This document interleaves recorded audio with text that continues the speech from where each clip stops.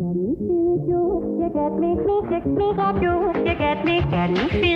I'm Corey Nathan, and this is Talking Politics and Religion Without Killing Each Other. Your home for edifying, provocative, and fun conversations among high-profile public figures and regular folks like me. We talk about faith and politics and all kinds of topics that really matter in our culture. So if you're tired of all the screamers out there taking all the oxygen out of the room and you want to join us in taking some of that space back, you'll love talking politics and religion without killing each other. Thanks for spending some time with us. Enjoy today's show. Welcome. We are talking politics and religion without killing each other.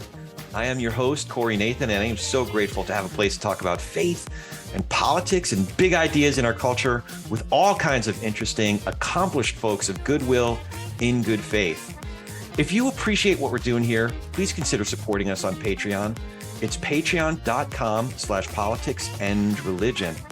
Going forward, we'll be offering all kinds of exclusive content for our Patreon subscribers, and we sure appreciate it. Your support through Patreon really helps us continue to have the conversations like the one we're having today with Catherine Manfre. Catherine Manfre is a business and strategy advisor and consultant with an MBA from the University of Virginia's Darden School of Business and a BA in Middle Eastern and Islamic Studies from NYU. She's advised private and public sector organizations on a range of business and management challenges and is passionate about solving the hardest, most difficult problems. So before I go any further, I have a Jewish mother from New York. How do we solve that problem? No, I'm just kidding. Sorry. So just to finish, Catherine lived in Cairo, Egypt for 4 years, where she learned Arabic, met her husband, and became an Egyptian street food connoisseur. And she's now the author of the new book, Not There Yet, Living Through Egypt, Love, and Uncertainty. Catherine, thank you so much for joining us. How are you? I'm great. And thanks so much, Corey. Glad to be here. So no offerings yet on the Jewish mother from New York. I think I'm going to take a hard pass at solving whatever that challenge is. Much comedy and much tragedy has been written, volumes, in fact. So actually, in all seriousness, I'd like to start by asking you, what does the song Sut al Huroye, I think I said that close enough, almost, the voice of freedom, mean to you? Sot al Haraya was a song written during the Egyptian Revolution about the Egyptian Revolution. If you look it up on YouTube, the music video has a number of images and videos from Tahrir Square during the 2011 Egyptian Revolution. The reason that song is really personal to me is not only was it written about a time period that I lived through in Egypt, but it actually was my husband and I's first dance song that we chose for our wedding. When the Egyptian Revolution broke out, we were about 6 weeks away from getting married in the United States, although we both lived in Egypt and he is Egyptian. And so the song became a way for us to both express our intercultural relationship, but also to honor a really significant period that we had just lived through together. Wow.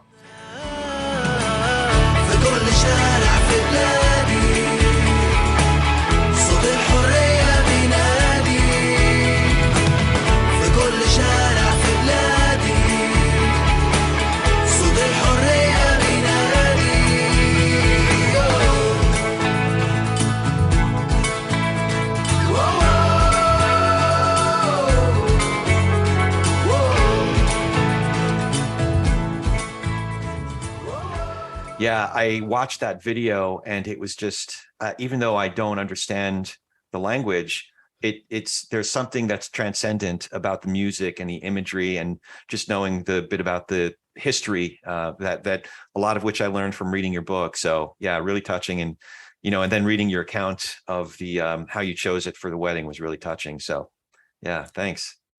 Yeah, thank you. So speaking of the book, you shared in the book, it sounds like 9/11 was, as you would call it, a big event for you. But specifically during some formative years, in terms of your awareness of what was going on in the world, your eagerness to learn about other people, other people's motivations, could you talk a little bit more about how 9/11 shaped you and changed the course of your life? Absolutely. So this will be revealing my age, but I was a high school freshman when 9/11 happened in 2001. And, when you go through high school, there are so many days or so many days in life where the blurriness of the day to day of our routines just kind of go together. But 9/11 for me was a day that I can still picture the people that I was sitting in class with. I can remember exactly the teacher who was taking my homeroom when the second plane hit. I can remember many of the conversations of that day in a really vivid way that I'm sure a lot of people can recall exactly where they were when they first heard the news. And as I write about in the book, the first reaction of a lot of my friends, and this was, of course, before social media, most of us did not have cell phones, smartphones didn't exist yet. So our social media, if you will, was talking to one another, as I write about in the book. And our first reaction was just disbelief. We just didn't believe that anyone could have done something like this intentionally.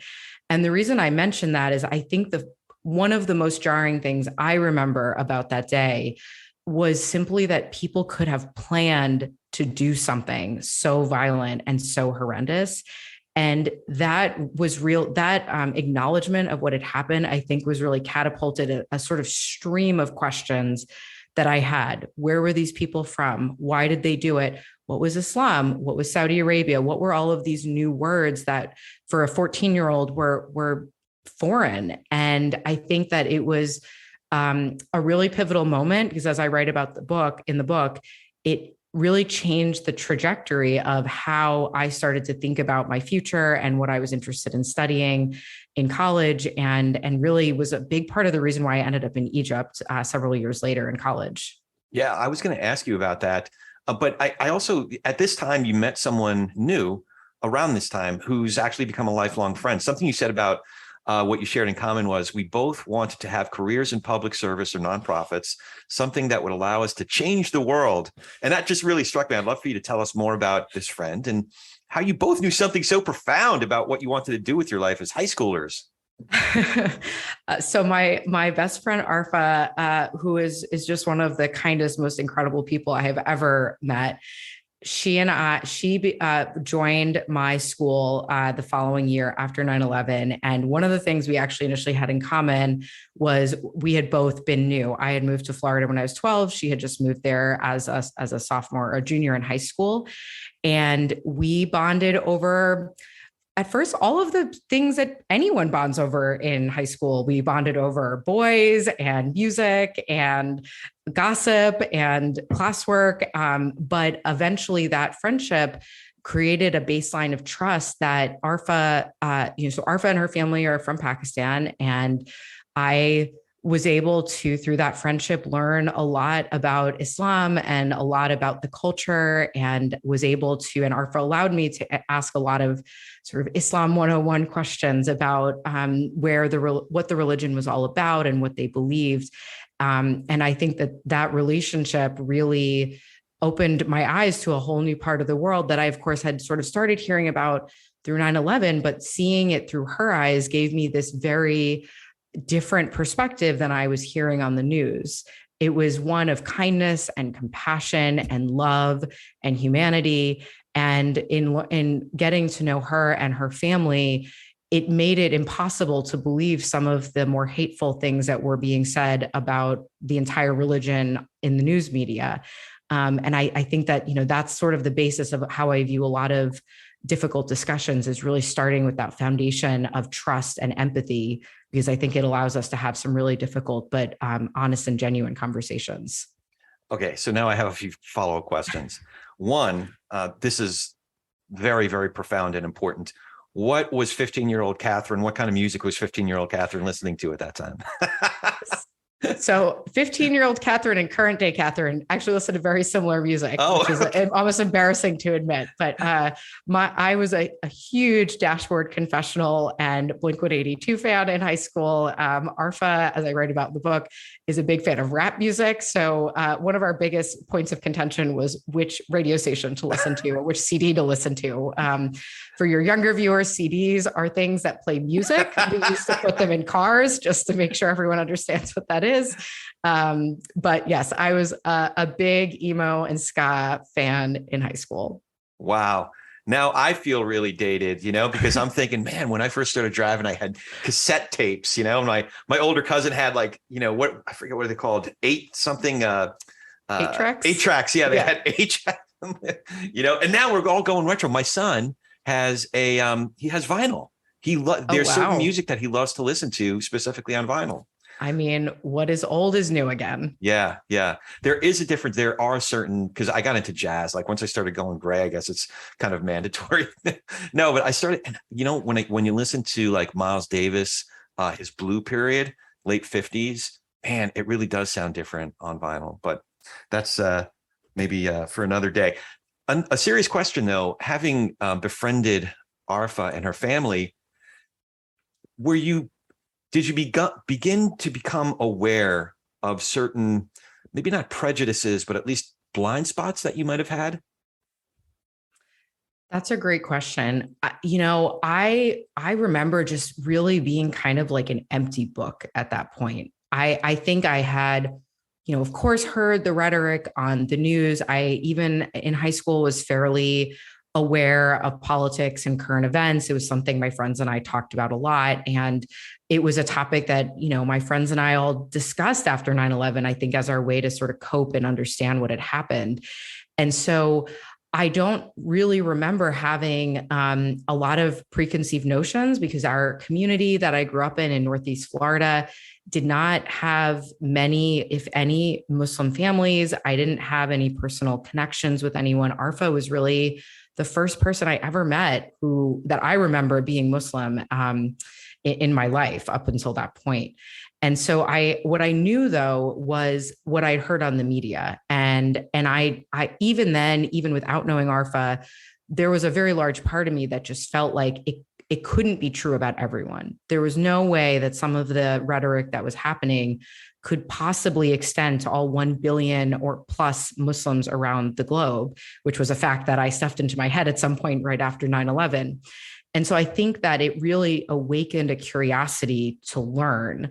And I think that, that curiosity to learn and understand others is something I've tried to carry through with me throughout my life. And thinking about current day, I think is something that we could all use maybe a bit more of in trying to understand one another.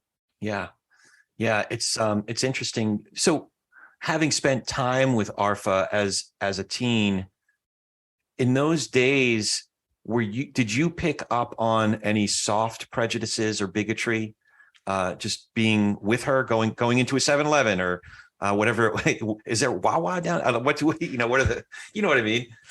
Yes. I think at the time we did not have the luxury of a Wawa, especially in my like a very small county where, Walmart was kind of like the place to see and be seen.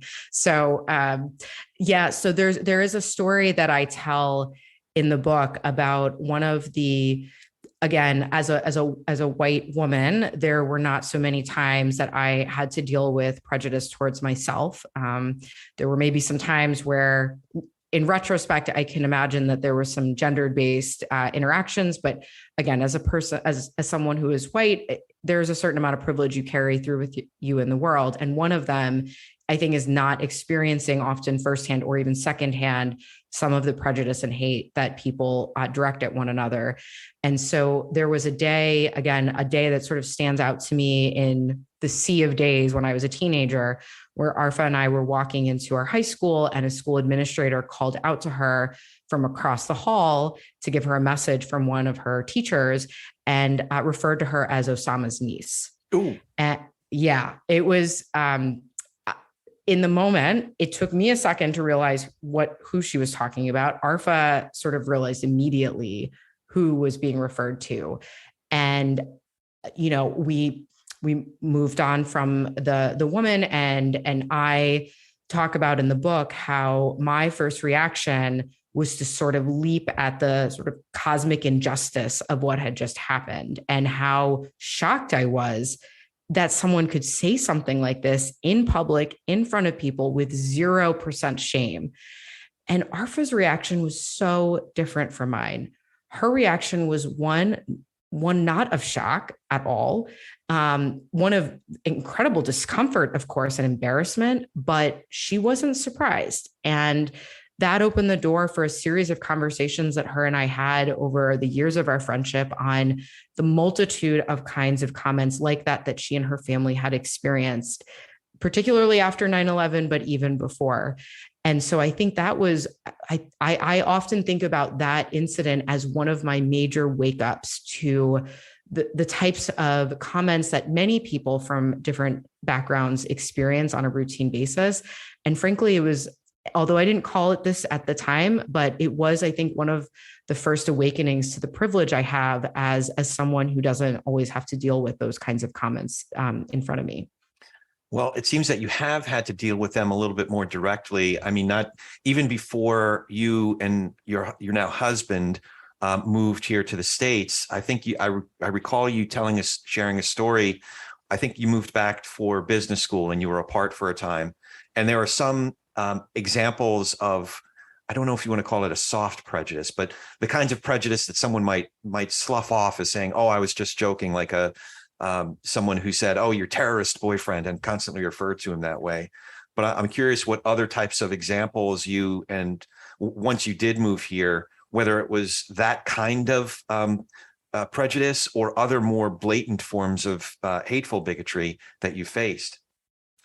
Yeah. And just to be clear, I mean, this was all not me facing it. It was really, my husband in some instances, Arfa and others. I think I've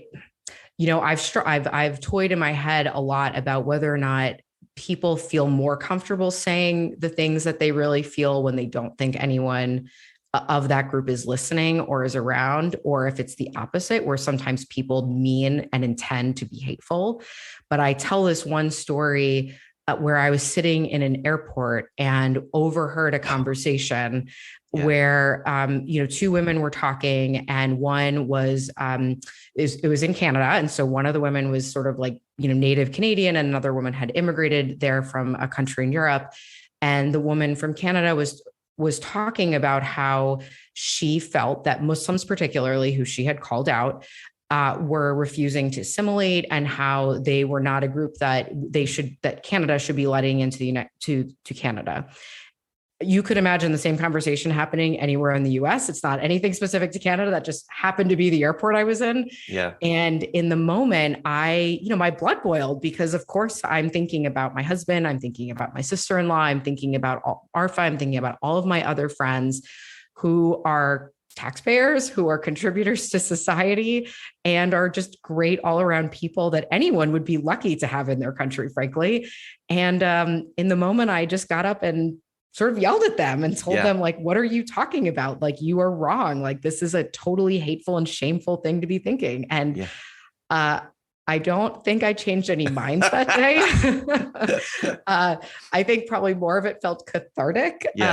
But I also believe that it is important to be an ally, even in the moments when no one else is watching, to stand up for these kinds of issues and to tell people when they're out of line on something, because it's not that one woman is going to like change her mind. But I do think that it may awaken a bit of shame and self-reflection, maybe on her part, to think a little bit more about what she says she believes. Yeah, not to belabor this point, but I don't think we can belabor it too much. It's a really important one. In fact, it strikes at the heart of this very project. We want to learn how to speak to each other across our differences, and sometimes have to persuade folks about their blind spots. There was one story that you shared in the book about, I think you and Muhammad were on a trip to Alaska. Do I remember that right? Yes, and you were right. having dinner with this couple that maybe they just had too much wine or something, but your husband dealt with it like it was a class. It was a master class, and this is a good, really. But at the end, there was like the mic drop moment at the end. Could you share that story? Absolutely. And I will say my husband definitely is a masterclass in how to deal with this. He is much more calm than I am sometimes in these situations.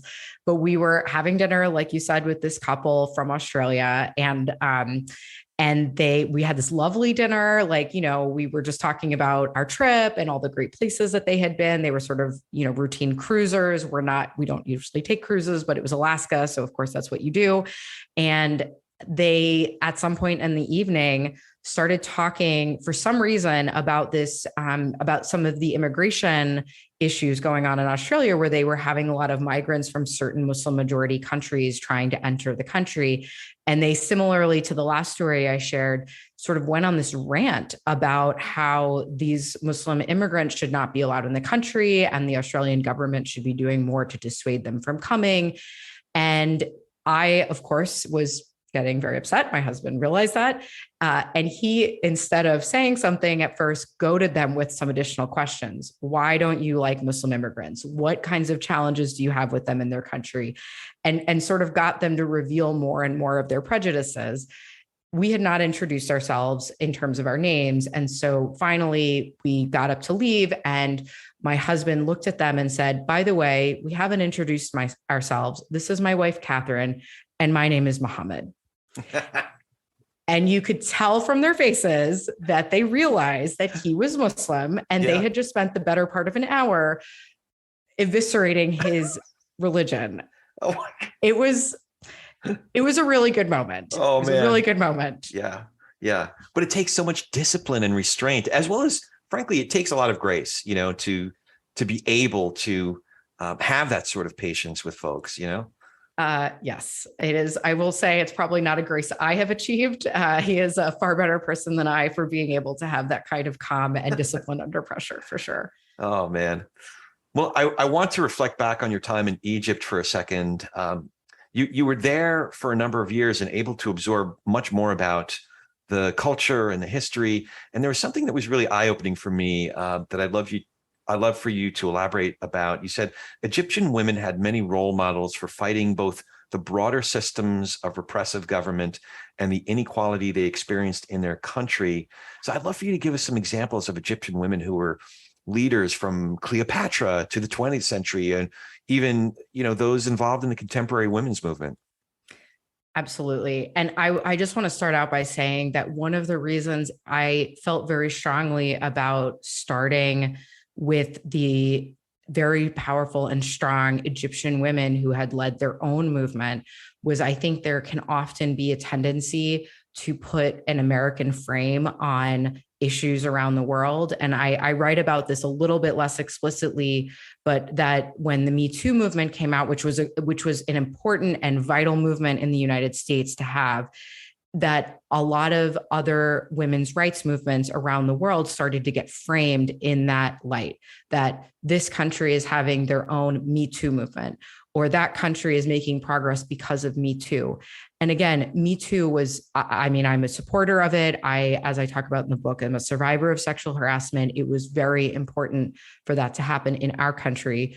But I also think that it takes some agency away from women in other countries to not first acknowledge the fact that they have had their own longstanding movements, that they have shed their own blood, sweat, and tears in moving forward. And so when I have a few chapters in the book about women's rights, and I wanted to start with a sort of a history lesson, if you will, of different women in Egyptian history who have fought for either broader democratic reforms or for women's specific rights. And so there are just a couple names to throw out there for your listeners so that they can Google and learn a little bit more. So Hoda Sharawi is one name, was active in the early 1900s, in the 1920s, 30s. And she founded an Egyptian women's rights organization, but she also was very active in broader pushes for democracy within Egypt. Another name is Noelle El-Seldawi, who my husband actually had the pleasure of meeting before she passed. And she had been a really big advocate of a number of topics, but her particular one was female genital mutilation. And she advocated for decades, wrote books, was arrested. She really put her life on the line for this cause. And eventually they did pass a law in Egypt making that practice illegal. And so there were the other movement that was happening when I was there, though, was a pushback against street harassment. And there were a number of women that led the charge there, some nameless, some that were, were on the consciousness of Egypt at the time. But there were a number of women that in 2008, when I was there, were really building momentum to stop street harassment in Egypt, which had become a really, really big problem, and at least was when I left in 2012. Yeah, I didn't realize how pervasive it was, but also, your experience with it. It was, hard to read, let alone, I'm sure, hard to experience. So, if it's okay, there was an incident that happened at a friend's wedding. Would you mind sharing that with us? Absolutely. And again, I want to put another disclaimer out there that all of this, I mean, as you may hear, as I describe this, could easily happen anywhere. And I try to make that point pretty clear in the book too, because I think the last thing I want is for people to take away that Egypt is somehow a more scary place than it is actually to be a woman in America walking around the streets at night. But so in Egypt, I had, as many, if not most women have in Egypt, per multiple reports that I cite in my book, experience almost daily street harassment. Sometimes that was sort of more benign on the spectrum of harassment, from catcalls and elevator eyes. Sometimes it was much scarier, like people following you home or trying to grab you in the middle of the street. And all of those incidents, I would always spend hours agonizing over what I could have said differently, how I could have responded more quickly, what I could have done to make sure that the person doing the harassment knew that it was wrong. And there was this one incident that I describe at length in the book that really was me finally being able to have all the pieces click together to try to bring someone to justice. I was standing outside of a church where one of my colleagues was getting married, and I had already been uncomfortable with wearing a dress. I often, almost always would cover my shoulders almost to my wrists. And this was a celebratory occasion, so I was wearing a dress and my shoulders were not covered. And I say that only because I was very uncomfortable already standing there. And as I'm standing there watching the bride go into the church, a man comes behind me and grabs my butt very, very hard.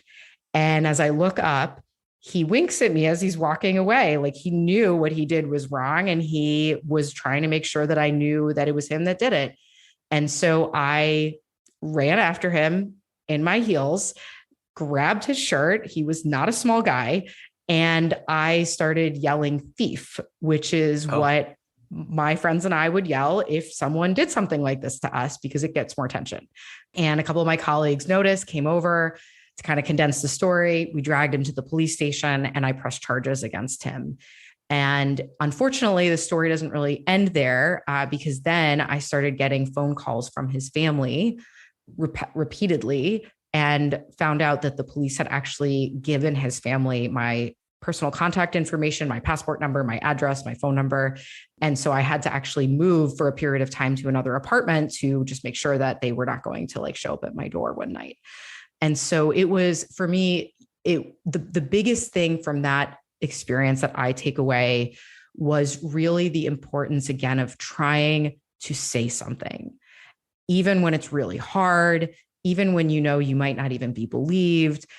I felt like even if it was one incident, just that one incident of someone saying something and trying to really do the right thing and get justice just felt really important to me. Yeah. Yeah. And it's, man, it's the trauma can be compounded, because many of us come to believe that something bad happens and there are all these systems in place to heal us if we've been harmed, but also that the system is set up for justice. Right. That's not always the case. No. And again, back to the Me Too movement in the US, I think what we saw is exactly that point, is that the system is not set up in some cases to deal with this issue. And it takes the bravery and courage and persistence of people that are already survivors of a trauma to really advocate for themselves and to push change. And, that chapter in the book, there were a lot of moments in the book that were hard to write about. That chapter for me was by far the most difficult to write about. It's not something I have been shy about talking about, but certainly reliving not just the one incident that gets the most airtime in the book, but some of all of those little incidents. I mean, I just remember feeling sometimes like I couldn't even leave my apartment because I was so anxious about what was going to happen next and who was going to try to grab me or who was going to try to say something or what person I was going to have to avoid on the street.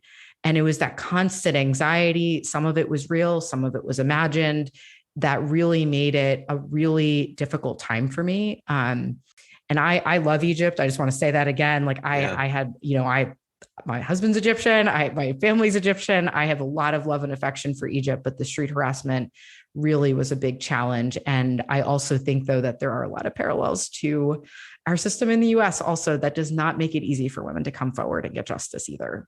Yeah. And it sounds like the PTSD, it's like your brain has to go into fight or flight mode, but that fight or flight mode can't shut off. Mm-hmm. Exactly. And as I talk about in the book, I at least personally would go through waves of fight and waves of flight. And I would say there's probably like a third one, which is like just hermit crab. Like I would just, hole up in my apartment and like not leave. I guess maybe that's a version of flight, but I think hide maybe is the third one. So it was definitely like a constant cycle. So coincidentally, I was reading that part in the book when the protests erupted in Iran. So I just want to read a summary for folks who aren't reading or up to date on the headlines. Something really important in our world is happening right now. Or if folks are listening to this a year from now, after we've recorded this, just to summarize, this is taken from the New York Times. Protests in Iran were set off after the death in police custody of Mahsa Amini, 22-year-old woman, on September 16th. Miss Amini had been detained over claims that she had violated Iran's headscarf law, which mandates the covering of hair for adult women. The demonstrations quickly expanded to dozens of cities in Iran and evolved into the most widespread challenge to the country's authoritarian government since 2009, bringing a brutal crackdown from security forces.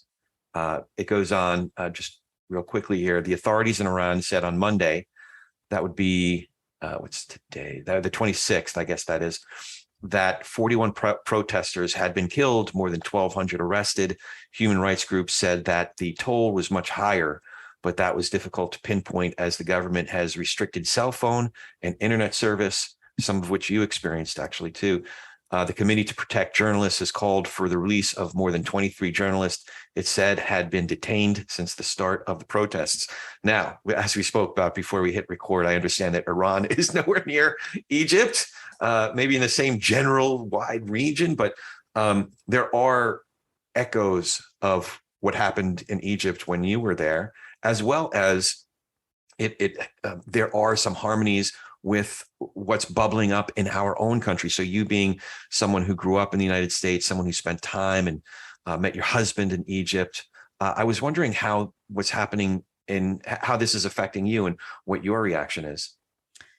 Absolutely. Well, as a woman, I will just say it is so often women needing to put their lives and their bodies on the line for what is right. And we see this around the world. I think this is just one more example of that. I think there's a few echoes of what I experienced in Egypt. And to your point, what is going on, I think in some ways in the US also. I think that one is events like this really just remind me of how lucky we are to have the democratic system that we have. I start the book on January 6th. And the reason I do is because one of my biggest lessons learned from Egypt is how fragile democracy can be. Egypt, as I say, flirted with democracy for a period of time after Mubarak resigned in 2011. And it was hard. And, there was both uncertainty in the process of democratic elections, as well as the uncertainty of the outcomes of the election. And we are so lucky in this country that, with the exception of 2020, often our process is boring and behind the scenes, and we never have to think about it. It just happens, and the outcomes are exciting. And that's what we can focus on. And I think one of the reasons 2020 hit so hard for me was because the process became the exciting thing as well as the outcome. And I think that in Iran, they are similarly looking for democratic reform. That's what they are asking for and demanding. And I think that there is a lesson there for us in America to appreciate not just what we have, but what we need to protect and what we need to nurture and what we need to grow, because democracy is not a static object. It is an evolving, living thing. It is fickle, it is changing, and we can't just sit back and expect that democracy is just going to happen for us. So I would hope that if people take one thing away from what's going on in Iran, what happened in Egypt in 2011, is that we need to protect and preserve and be alert to the dangers to our democracy on a routine basis, even though we are all very busy, and it is very hard to add protecting democracy to the very long list of things we have to do in our day. Yeah. Yeah. No, I'm glad you mentioned Egypt in 2011. How long had you been living? Because you were living in Cairo, right, at that time, but you weren't in Cairo the day things erupted. How long were you living in Egypt by that time? I had been in Egypt about 2.5 years by the time the protests broke out. Yeah. Now, so I want to share a quote. Incredibly, that day had started with nervousness about running a half marathon and ended with nervousness about our physical security because of the protests. The day did not end there. So it's a crazy story. But can you tell us what happened and why you were where you were and what that was all like for you? Yeah, this really speaks to, it is hard to know how serious things are until they're already way past being serious. Yeah. I also kind of write about how, you don't know that a day is going to become shorthand for a global changing event when you're brushing your teeth in the morning. Like, it's just not what you're thinking about. But my colleague and friend and I had been planning to run this half marathon in Upper Egypt in the city of Luxor for months. We had been training for it relentlessly, and we were not going to let a couple protests, which had started just a couple of days before we were flying to Luxor, stop us from hitting our half marathon goals. It just, and you have to also remember, is at the time, protests were not legal. They were not allowed by Egyptian security forces. There were many instances of Egyptians trying to protest, and they would swiftly be, dealt with by the security forces. And so we did not think that this was going to become a thing. So we fly to Luxor, we run this half marathon thinking everything is fine. And when we get back from running the half marathon successfully, I might add, it takes us a couple hours, but we realized that the cell phone network had been shut off. And it took us a few more hours after that to realize that the Egyptian government had also shut the internet off in the entire country.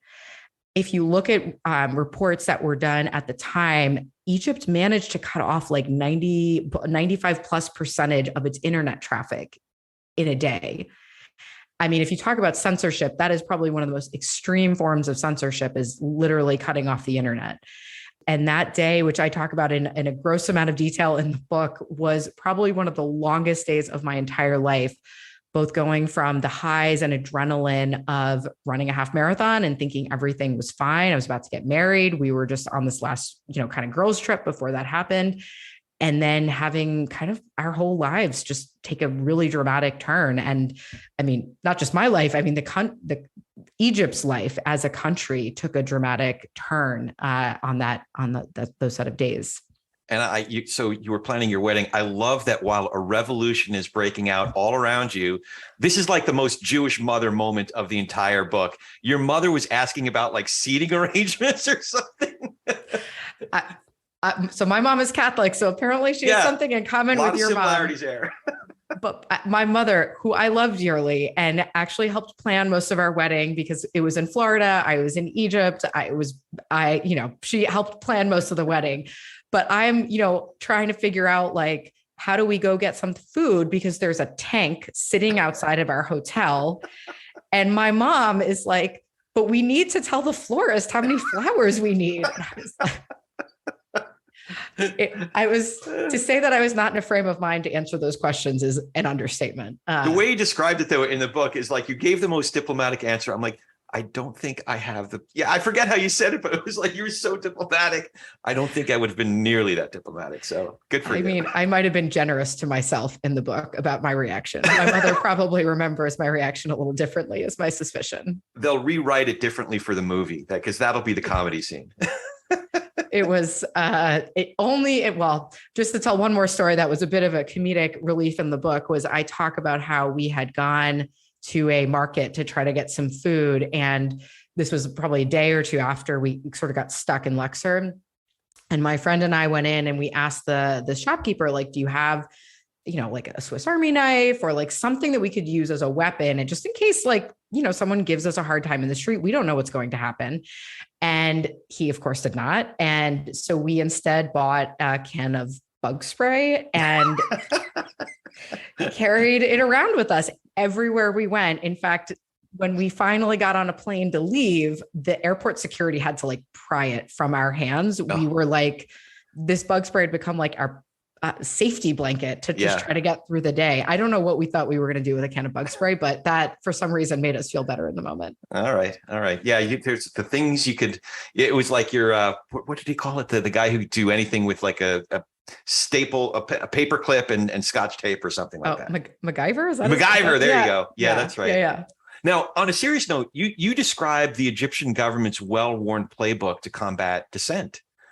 So can you describe that playbook and how they were deploying it in those first days of protest? Absolutely. So, there, like I had mentioned, there were other instances before the revolution of people trying to protest and trying to make progress, whether that was through the streets or whether that was through elections. So it wasn't like the 2011 revolution was the first time that Egyptians were trying to change the course of their government. So often when these protests would happen, there was a counter narrative that would play out in the media, blaming the protests on foreigners or the, political opposition party du jour. And so there was always a bit of a pivot away from the actual core issues. And given that the Egyptian government was able, controlled most of the media and what was seen on TV, they were able to do that to a fairly effective degree, I would say. The other thing is pure violence. So whether it's roughing people up to try to break up protests, arresting people en masse, I mean, there was a very rapid and often very large group of security forces that would infiltrate whatever protests to try to, both break it up, but also to send a message to people in the future to not do that again. And then, and so those were really the two big mechanisms. And then, of course, there was censorship over what was actually being able to be discussed in the public square, whether that was the media or whether that was the literal public square. And all of those tactics were included in the 2011 revolution. It's just that the sheer weight of the number of Egyptians that flooded the streets made it so that those became ineffective in a sense. Yeah. And we're seeing that today too, where there is a pervasiveness of public discourse, of information. Even today, it wasn't the case 10 years ago, but today, shutting down the internet, there are satellites. Elon Musk puts up a satellite to sort of circumvent the country's systems. And that's the way that a lot of Iranian women right now are communicating and getting their information. But, there's something else. So certain aspects of what you just discussed are really eerie to me. Manipulating the media, finding scapegoats, real or mostly imagined, actually, the sparking political violence. There sounds like what's kind of going on and almost embraced by an increasing number of people here in the States. I would agree with that assessment. And I think when I wrote that part of the book, I will say it was not unintentional to have the reader take away certain parallels, to use your word, eerie, in comparison. And, I think that was really one of the big reasons that I wrote the book, was because some of the eeriness between what I witnessed in pre-revolution Egypt, what I saw in some of the incidents that happened after the revolution. They, like I mentioned, there's a part of me that is my big takeaway of the Egyptian revolution, is the desire to protect our democracy in the US. And part of that protection, I think, is trying to use my story to help people see these parallels that I don't think that we want to be seeing, because those are, trying to create alternative narratives or alternative realities is a really dangerous thing for a country to be able to come together and have one national dialogue. I talk about early on in the book how I feel like America is going through a midlife crisis right now, where we're really trying to figure out, who are we trying to be, and who are we trying to be together, most importantly. And I don't think that we have broad agreement right now. And in fact, I think that there is divergence of an extreme amount in what that end goal is. And I think that that's really where we need to be able to start talking to each other and having the relationships and having the empathy and having the intellectual curiosity to try to understand one another. Because if we're not able to find some amount of common ground, it's going to be really difficult for us to get through life together as one whole united country, I think. So having lived in Egypt during 2011, and you were already back here, I think you already started your family. The election of 2020 happens. Did you see and understanding the precariousness of democracy and democratic institutions, did you see January 6th happening before it happened? I mean, I'm not omniscient. So, but I think that all of us could see some of the writing on the wall in the months leading up to January 6th. I think all of the discourse that led us to that, and frankly, all of the discourse since, the big lie and trying to negate the outcome of that election, was there for us to see. I think that because we frequently inhabit separated worlds in a lot of ways, I think it was easy for some of us to maybe not believe that it was going to have the outcome it did on January 6th. So, I think there were definitely moments in the years leading up to that my husband and I would look at each other and be like, this can't be what's going on right now, right? Like this feels a little too familiar to that period before 2011, like the lead up to Mubarak finally resigning. But I think there was frankly a part of us that didn't want to believe it could ever happen here.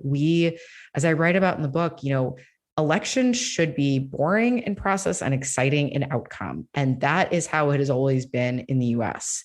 And I just don't think I could have imagined that it would have been any different. Yeah.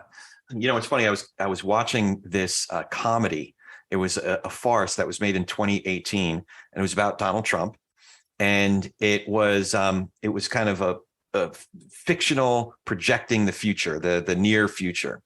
And what they were projecting, they made this in 2018, that he simply wouldn't concede the election. And it was supposed to be a farce, but it was a 22-minute sitcom. And I got to watch I think there are 2 or 3 other episodes that they made, but it was scary how accurate. It was supposed to be farce. Like this could never happen, like to a T, to the way they depicted Ivanka's reaction. And like some of it, what really was sort of funny, they took it to an extreme, but like the whole thing was supposed to be taken to the extreme. But also, like in more other instances, I was listening to folks in independent political media analysis that during that time leading up to the election, after the election, and then even he was still on Twitter, Trump was still on Twitter in December saying, everyone come to, this rally on January 6th, it's going to be huge, or whatever words.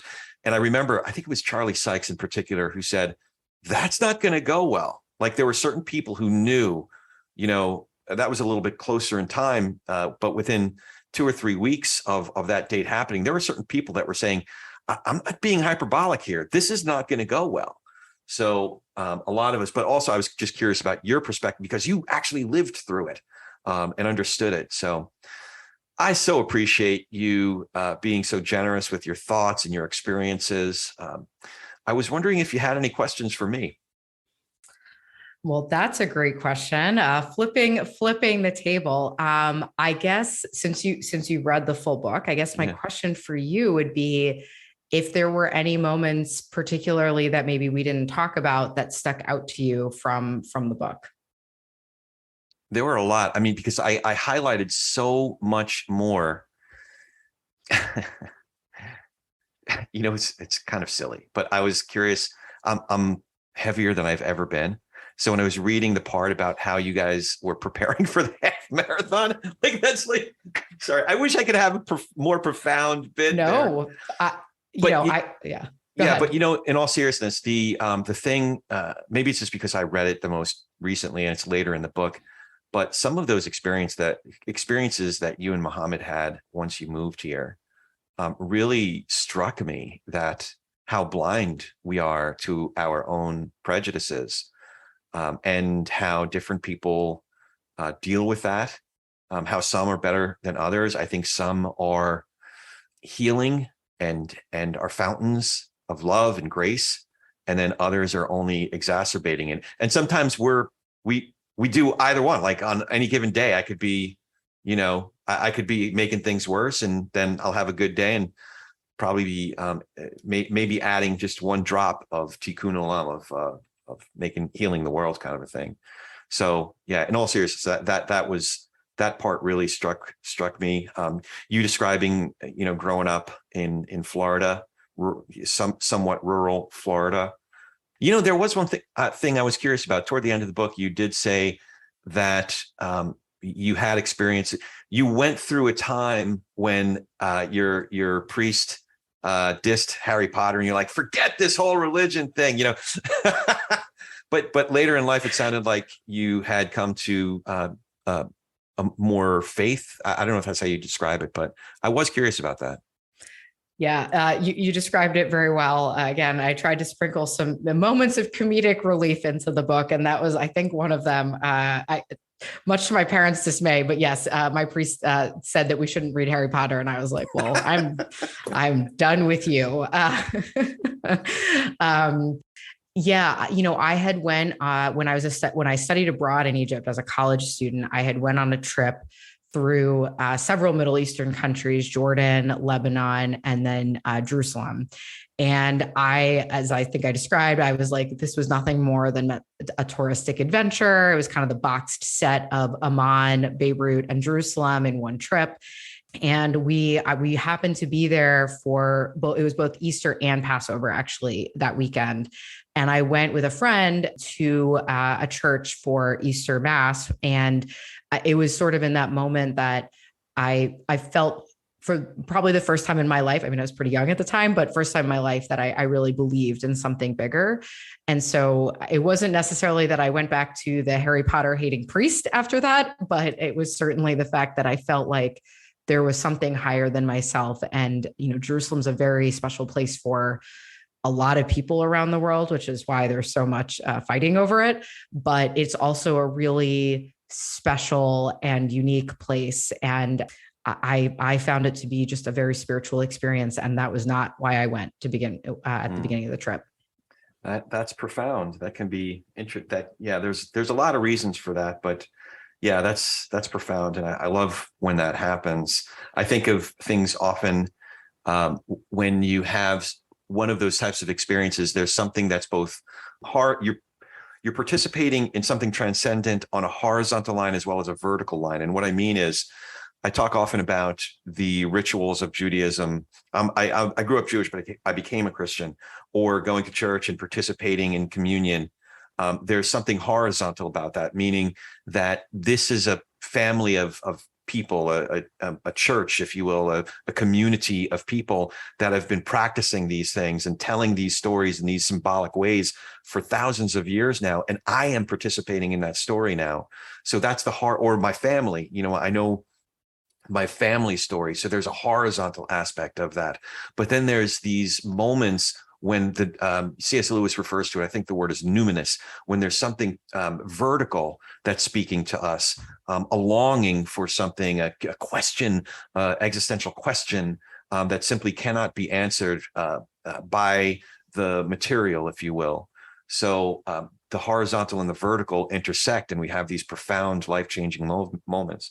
But not to get too into it, but no, that's such a great way. That's such a great way of thinking about it. I've never thought about it like that. I think, I think for me, just seeing the layers of religious denominations all praying together to, you could argue different people or different gods, but they were all praying together in the same place. And I found that to be very profound and very spiritual, even though, of course, it comes with a lot of conflict. But I think there's something almost maybe my priest would probably get mad at me for using this word, but magical actually about seeing people that say they believe such different things, but all still praying sort of together, but separately. I just thought there was something very special about being in Jerusalem and seeing that in real time.